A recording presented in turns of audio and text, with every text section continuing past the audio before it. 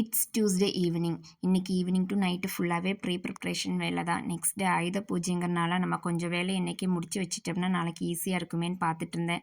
அதனால் ஃபஸ்ட்டே வந்துட்டு மாவு அரைக்க போட்டுட்டு அந்த கேப்பில் டீ போட்டு குடிக்கலான்ட்டு அப்போ ஹஸ்பண்டுமே வீட்டில் இருந்தாங்க. ஸோ அவங்களுக்கும் டீ கொடுத்துட்டு யோகிக்கும் அப்படியே பாலாத்தி கொடுத்துட்டு நானும் டீ குடிச்சிட்டு அதுக்கப்புறம் தான் ஒர்க்கே கண்டினியூ பண்ணேன். ஏன்னா டீ தான் வந்துட்டு நம்மளோட எனர்ஜி பூஸ்டர். இதுக்கப்புறம் நிறையா வேலை இருக்கும். ஸோ அப்படியே மாவு அரைச்சி வச்சாச்சு. இந்த மாவு அரைச்சி வச்சாலே நம்மளுக்கு கொஞ்சம் ரிலாக்ஸாக இருக்கும்.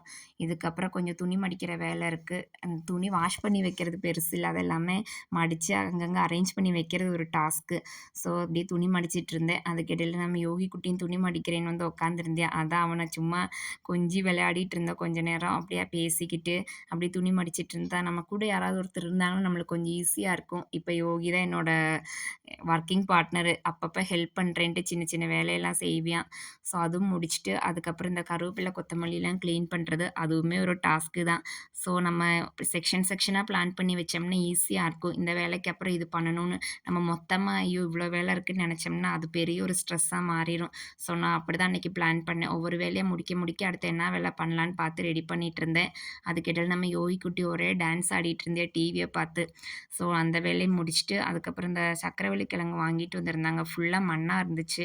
ஸோ அதெல்லாமே கழுவி வச்சுட்டோம்னா கையோட இந்த கிச்சன் செக்ஷன் எல்லாமே முடித்தோம்னா நம்மளுக்கு நல்லா ரிலாக்ஸாக இருக்கும்.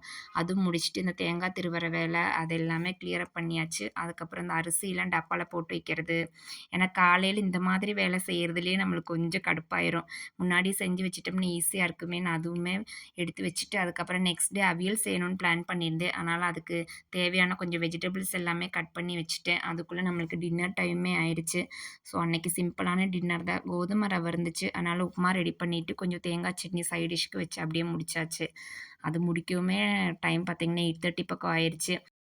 இதுக்கப்புறம் நம்மளுக்கு கொஞ்சம் வாஷிங் வேலை மட்டும்தான். ஸோ பிளான் பண்ணபடி நம்ம எல்லா ஒர்க்கும் முடிஞ்சிருச்சு. இனி கொஞ்சம் ரிலாக்ஸாக இருக்கலாம்.